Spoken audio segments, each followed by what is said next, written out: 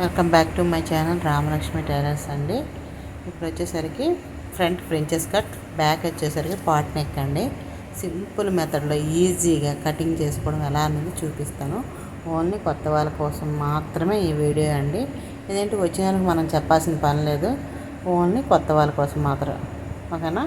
అలా ఎడ్జ్లన్నీ out side ఉండాలి, folding మన సైడ్ ఉండి ఆ ఫోల్డింగ్ని టూ ఫోల్డింగ్గా ఫోల్డ్ చేసుకోవాలి. అలా ఫోల్డ్ చేసుకొని నీట్గా చూడండి ఇట్లా అది పెట్టేసుకొని నీట్గా ఒక మార్కింగ్ అనేది చేసుకోవాలి. ఓకేనా? క్లియర్గా కెమెరాలో కనిపిస్తుందని మళ్ళీ రివర్స్ చేశాను అనమాట. ఓకే, అలా అలా పెట్టేసి నీట్గా చూడండి ఎడ్జ్లన్నీ సమానంగా పెట్టుకోవాలి. అక్కడ ఒక మార్కింగ్ చేసుకోవాలి. అలా మార్కింగ్ చేసేసి హ్యాండ్ పొడుగు అనేది ఎంత ఉందో ఒకసారి చెక్ చేసుకోవాలి.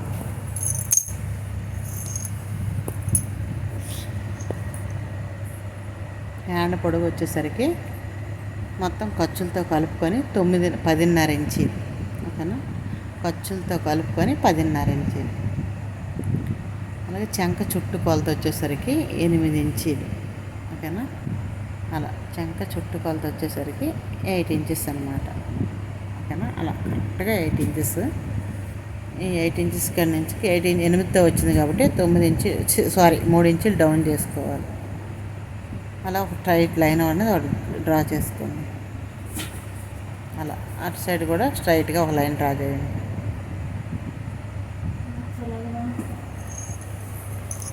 అలా నీట్గా ఇప్పుడు అక్కడి నుంచి 8 ఇంచులకు ఒక మార్కింగ్ చేసుకొని స్ట్రైట్గా మార్కింగ్ 8 ఇంచులు అక్కడ చంక డౌన్ వచ్చేసరికి 3 ఇంచీలు.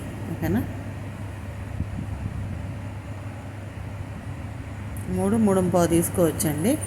ఫిట్టింగ్ అవతలాలు బట్టి ఉంటుంది అన్నమాట. హ్యాండ్ లూజ్ వచ్చేసరికి 5.5, 6 ఇంచీలు.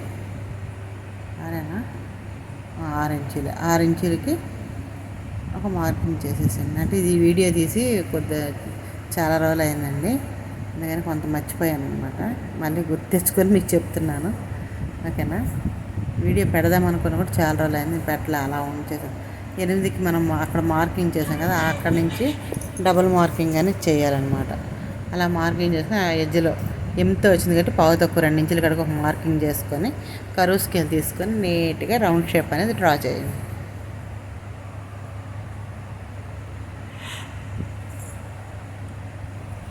అలా నీట్గా అలా డ్రాయింగ్ చేసేసి అక్కడ కూడా మళ్ళీ ఖర్చుల కోసం ఎక్స్ట్రా పెట్టండి. అక్కడ ఒక 1/2 ఇంచు లోపల, అక్కడ ఒక 1 ఇంచు యువతలో పెట్టుకొని అక్కడ మళ్ళీ లోపలికి అనేది ఒక 1/2 ఇంచు అలా పెట్టేసి ఇలా నీట్గా మార్కింగ్ అనేది చేసుకోండి.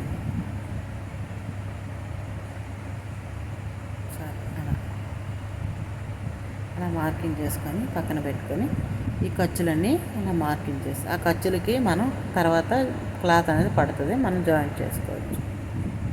ఓకేనా? అయితే దీనికోసం ఏంటంటే బుట్ట హ్యాండ్ అనమాట. ఆ బుట్ట హ్యాండ్ కోసం ఒక 2.5 ఇంచీలు అనేది ఎక్స్ట్రా తీసుకొని నీట్గా అలా కలిపేసాను. అంటే ఎక్కువ క్లాత్ లేదు, అందుకని చెప్పి నేను 2.5 మాత్రమే అలా కట్ చేసేసేయండి.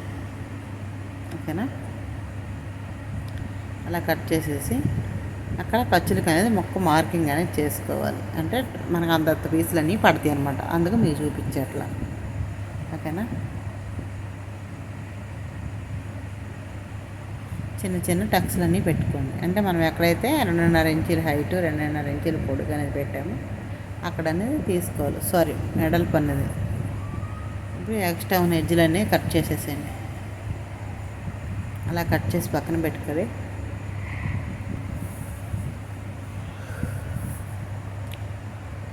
నీట్గా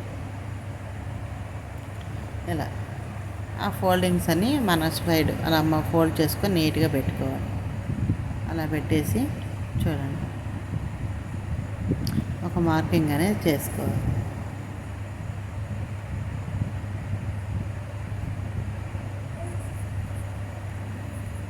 ఇప్పుడు 8 వచ్చింది కాబట్టి చెస్ట్ లూజు 9 ఇంచీలు, 1 ఇంచ్ యాడ్ చేసుకొని 2.5 ఖర్చులు. ఓకేనా? అలాగే కింద కూడా అంతే, సేమ్ మెథడ్. అలా పెట్టేసి మార్కింగ్ చేసేయండి.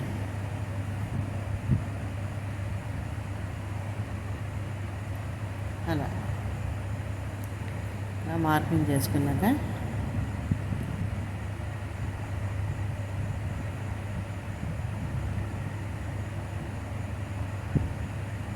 పొడుగు అనేది కొలుచుకోవాలి.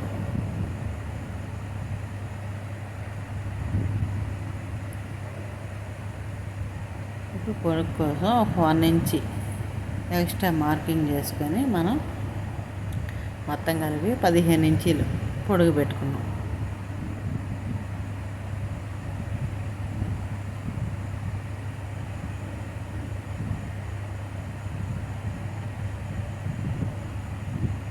ఇప్పుడు నెక్ విడత వచ్చేసరికి 3 ఇంచీలు, అలాగే షోల్డర్ వచ్చి 3 ఇంచీలు. సారీ మీకు పార్ట్ అనేది కనిపించలేదు, కొంచెం డౌన్ చేసి పెడతాను.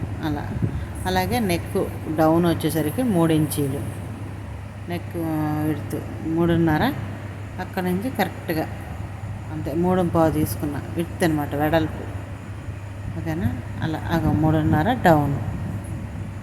అలాగే చంక ఆమ్ రౌండ్ నీట్గా మార్కింగ్ చేసుకుంటున్నాం.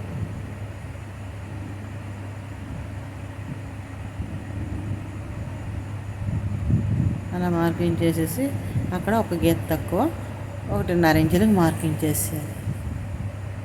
ఓకేనా?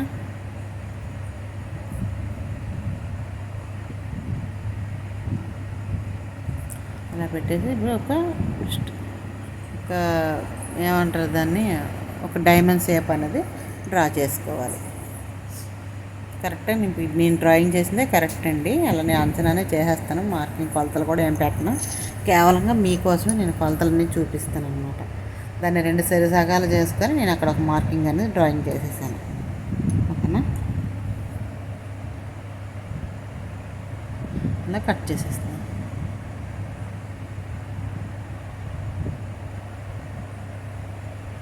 శంఖ చుట్టుకొలత కరెక్ట్గా సరిపోయింది లేదని చూసాను, కరెక్ట్గా సరిపోయింది. ఓకేనా? అలా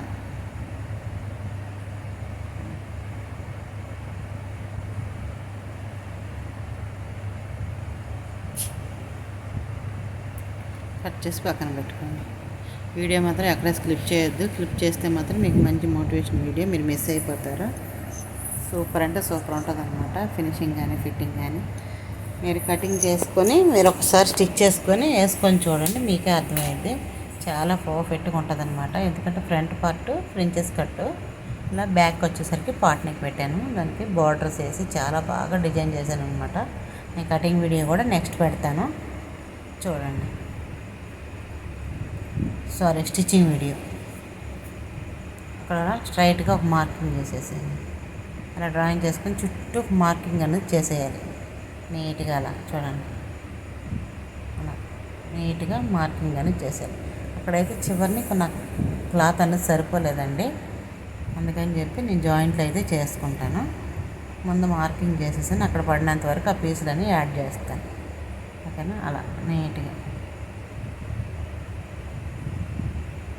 అలానే సేమ్ మార్కింగ్ చేసుకొని నాకు 6 ఇంచెస్ కడికి ఒక మార్కింగ్ చేసేసాను.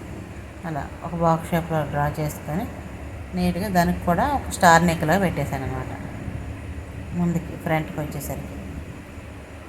ఓకేనా? అలా నీట్గా కట్ చేసేస్తాను. అలా చుట్టూ కూడా కట్ చేసేస్తున్నాను. నేనైతే ఇంకా ఫ్రించెస్ కట్కి మార్కింగ్ అనేది చేయలేదండి, మీరు ఒకటి గమనించండి. అలాగే లోపలికి ఒక 1/2 ఇంచుకి ఎక్కువే నేనైతే ఖర్చు చేస్తాను. ఎందుకంటే ఫ్రించెస్ కట్కి, బోట్ నెక్కి, కాలర్ నెక్కి కంపల్సరీగా నేను ఎక్కువ లోపలికి అనేది కరువు చేస్తాను. ఎందుకంటే లేదంటే ముడతలుగా ఉంటుంది, అందుకని చెప్పి నేను ఎక్కువ చేస్తాను అనమాట. ఓకేనా? అలా నీట్గా అలా కట్ చేశాను. చూసారు ఎంతవరకు నాకు పీస్ పడుతుందండి, చాలా పెద్ద పెద్ద పీసులు పడతాయి అనమాట. ఓకేనా? అలా ఆ పీస్ అన్నీ నేను యాడ్ చేస్తాను. అలా నీట్గా కట్ చేసేసి తీసేసాను. ఆ పీస్ అనేది దానికోసం పక్కన పెడుతున్నాను. ఓకేనా?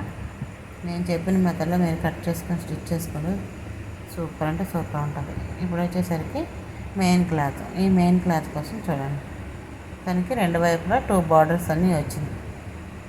అదే పెద్ద బార్డర్ వచ్చేసరికి హ్యాండ్స్కి పెడదామని డిసైడ్ అయ్యాను. పెద్ద బార్డర్ హ్యాండ్ కోసం. అట్లా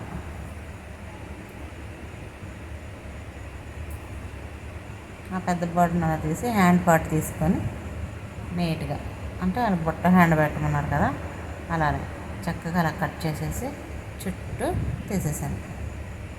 ఓకేనా, అలా నీట్గా ఇది పక్కన పెట్టుకోండి. ఇప్పుడు ముందుగా ఈ బార్డర్ అనేది తీసేయాలన్నమాట. ఆ బార్డర్తోనే డిజైన్ చేసుకోవాలి మనకి ఫ్రంట్ బ్యాక్ అనేది. ఓకేనా, ఆ బార్డర్ తీసి పక్కన పెట్టుకోండి. అలా అలా తీసి పక్కన పెట్టుకొని ఇప్పుడు మళ్ళీ దీన్ని ఇట్లా ఫోల్డ్ చేసి 2 డబుల్ ఫోల్డ్ వేసేసాం, ఎందుకంటే స్ట్రైట్ కట్టే కాబట్టి. దానికి మనం ఏం క్రాస్ పీసులు కట్టితే మనకి ఇబ్బంది. ఇట్లా పెట్టేసి 2 పార్ట్లు ఒకేసారి కట్ చేసేసారు అంటే ఈజీగా అయిపోయింది కదా మనకి. చాలా సింపుల్ అంటే సింపుల్గా ఉంటుంది కూడాను. కట్ చేసుకోవడానికి మనకు వర్క్ కూడా ఈజీగా తేలిద్ది, పని కూడా నాకు తొందరగా అయిపోయింది అని చెప్పి నేను అట్లా కట్ చేసేసాను అనమాట. ఓకేనా, అలా నీట్గా అలా కట్ చేసేసి పక్కన పెట్టుకోండి. అలా అనమాట.